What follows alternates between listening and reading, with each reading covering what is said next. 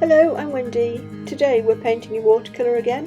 We're painting spring flowers and foliage, and it's a tutorial. I took this photograph the other day in the local park where I walk the dog, and I was really drawn to this tree, particularly the base of the trunk with all the ivy growing up it and the red campion. And I thought that would make a nice little study on its own with these nice tones and colours and the sky behind it, without making it into what you might call a big arty picture, just a nice little spring study. So that's what I'm hoping to do and to show you in this video. I started off doing quite a loose drawing of the little scene that I'd chosen. I didn't want to do it in too much detail because I knew I'd be working quite a lot with the brush and the paint rather than copying pencil marks. I'm using a very soft pencil, 2B, so it's easily rubbed out if you make mistakes. It's looking a little bit as if I'm working back to front here because I didn't start off with a particular area to paint in, which we can do sometimes. You know, we've got a certain size of paper and we think we've got to paint to that size. Well, I wasn't sure about the composition of this little painting, so what I decided to do was do this little sketch, and then when I got so far with it, just putting a few leaves on there where I'm going to put some of the masking, as you can see. Then I put some sort of these L shapes which were cut from an old mount, and I placed those around the drawing until I thought I'd got something that was quite pleasing in the way of a composition. So, as I said, it was a little bit back to front, if you like, but it's a way that I like to work sometimes, and it frees up your composition and you've no sort of preconceived ideas when you start off. I also, as you can see, put some masking tape around it. I don't always do that, but it gives a nice edge, and I thought when the painting was finished and the tape comes off, then it can look quite nice. I've put a close-up photograph of the tree shape for you there because I know it is a little bit difficult to see it from my very sketchy drawing. The next stage was putting on the masking fluid. I've gone into quite a lot of detail on the last couple of videos on how I applied the masking fluid, so I will put you links to those videos below in the description box. I'm using the masking fluid on the areas where the little pink flowers are, red campion I think it must be, and also when I'm doing pictures like this of foliage, I do like to mask out some of the leaves as well. I look for where they're at their lightest and mask some of those out. That will mean that you won't lose some of those highlights on the tree when you're finished. If you found you'd put too much on or they were too light, you can always paint over the area in a darker green as well. So this is how I like to work. I like to look at the photograph, observe the shape, look at where the lighter areas are and mask some of those out. When I'm building up a picture like this, I like to do the background next, and I like to cover all the paper because I find it very distracting to be working colours and tones against white paper. So what I like to do is look for the lightest colours on the photograph and to put them down in a very transparent watercolour wash. I didn't want to get any detail in the background on this photograph. I was very tempted because there was a lovely rustic fence and nice details in the trees behind, but I was very good and kept everything very simple and very loose, so we get these nice loose watercolour washes there. Looking at the photograph, I was seeing these light greens in the foreground. There was some warmth. Behind the tree, and there was some warmth in the soil, so I was putting some of the browns in there.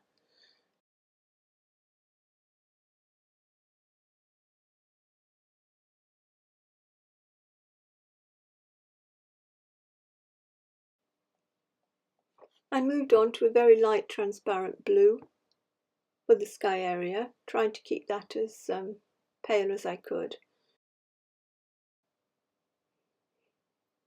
On the left hand side there were the larger trees, and I built those up again with simple washes, starting from a lighter green and then gradually adding the darker tones And those were my final washes. That was my background finished. I didn't do any more of that because, as I was saying earlier, we were concentrating on the tree, a study of the tree and the flowers, and I think everything would have got far too cluttered and complicated if I'd started trying to put in the hedgerows and the other trees behind there. The next stage was painting the tree trunks, and I have speeded this up quite a bit because it is very repetitive, but I thought you'd want to see the whole process rather than skipping bits. I'm mixing the browns with ultramarine and burnt umber or burnt sienna. It doesn't really matter, you can mix those. Sometimes trees are not always brown, sometimes you do get a greeny, mossy effect on them, and a little bit of Prussian blue in there would give you more of a greeny effect in places if you wanted to do that. There wasn't an awful lot of light and shade. It was quite a diffuse light, but as I'm working and building up these gradually darker washes, I'm working them up wet into wet. I'm keeping an eye on the photograph, and possibly there was a little bit more light coming from the right hand side, so I think in the end there may be a suggestion of that. So if you're working from this, you can decide what to do, and if you're working from your own reference, which I hope you're doing, then it will be probably a bit clearer on your own photograph where the light's coming from. The important thing is to get some tonal changes and a few colour changes in there if you can. I think I added a little bit more burnt sienna in places to bring out a little bit of brown on the main trunk there. Here I'm making a start putting some of the leaves on the tree. There weren't a lot of leaves on this tree, and as I was working there, I'm realising I was using a rigger. I think it was a number 3 rigger. I usually use a small pointy brush for this work, but I was thinking they were so small I didn't want to get them too clumped up. You could use a small pointed round brush for this work as well. And I'm putting on some of the smaller leaves and dotting them around and trying to use some darker greens and vary the greens a little bit. The darker greens now, previously I've been using cobalt as the base blue for the greens behind the tree and in front of the tree. For some of these darker greens, as you're building them up, I would suggest maybe using Prussian blue as your blue. It's a bit of a dangerous blue, it's very, very strong, so be careful, but a Prussian blue with yellows and some burnt sienna will give you a nice dark green if you want it, particularly in maybe some of the shadow areas on the tree. I think it's more important to vary the tones of the leaves in this picture. You don't need to get lots and lots of colours in there.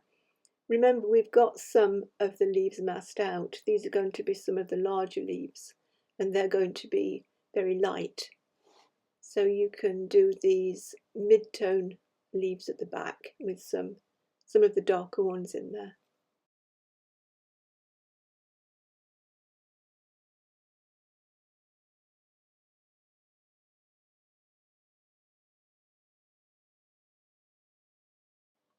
I used a nice dark brown with the rigger to put a few of the little twigs and branches on there, so the whole thing wasn't looking too tidy.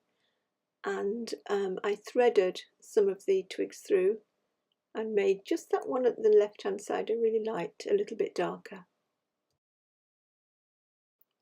For the foreground now, the tree was throwing a shadow, a sort of radial pattern from the base of it, and I used that to build up some sort of structure for the foreground.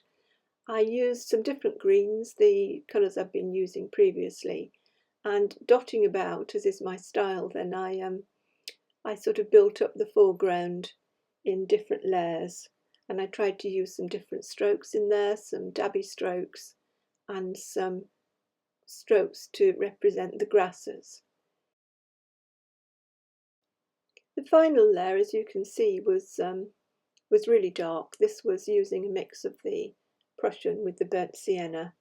Don't be afraid to get some real darks into these foreground areas, because these lights against darks will give the viewer a suggestion of form in there rather than everything being the same tone. and being very flat. I know I've got a very loose dabby style. If you're working on paintings like this, then you paint the foregrounds in the way that you like to paint. You may very well be more considered than me. The most important thing, as I'm always stressing, is to get different tones in there and some different shades of green, and then it's going to work. It's going to give the impression of a foreground without having to spell everything out. When everything is thoroughly dry, then the masking fluid should come off very easily. And this is the stage when your painting starts to come to life.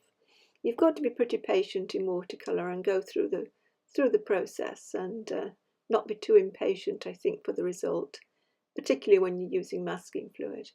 The colour I'm using here is Cotman mauve. I felt it suited the painting rather than anything that was a brighter red.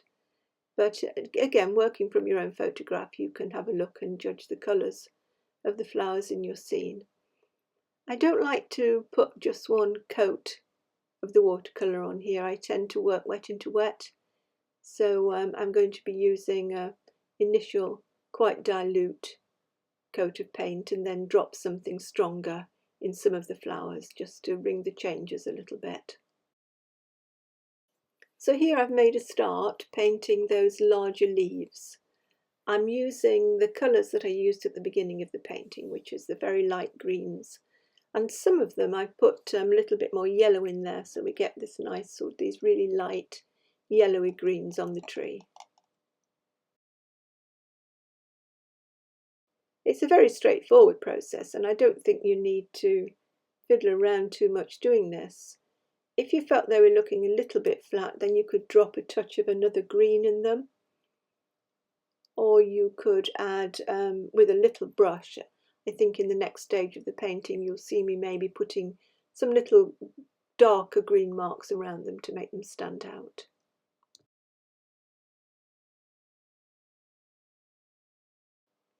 The masking fluid had left some rather stark white lines at the front there, which I didn't particularly like, so I did like the fact that we'd left these nice light grasses, but I wanted them to be more of a sort of a raw sienna colour, so it's very easy just to use a very, very wet sort of glaze over them and to knock them back.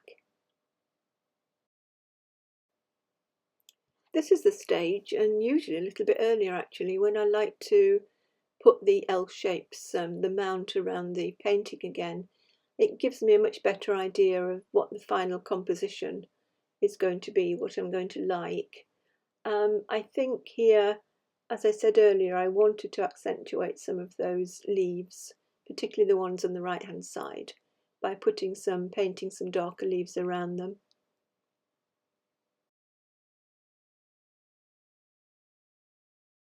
And I also popped a few extra darks in the foreground area, but not too much. I didn't want to get too fussy.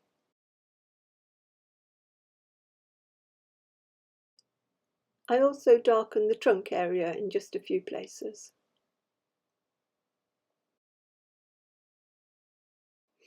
And just finally, I wanted to point out a couple of things to you.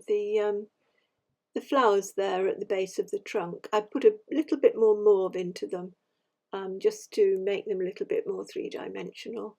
And also a tiniest bit of gouache on a rigger just to add one or two little stems to them, just to give them a little bit more character.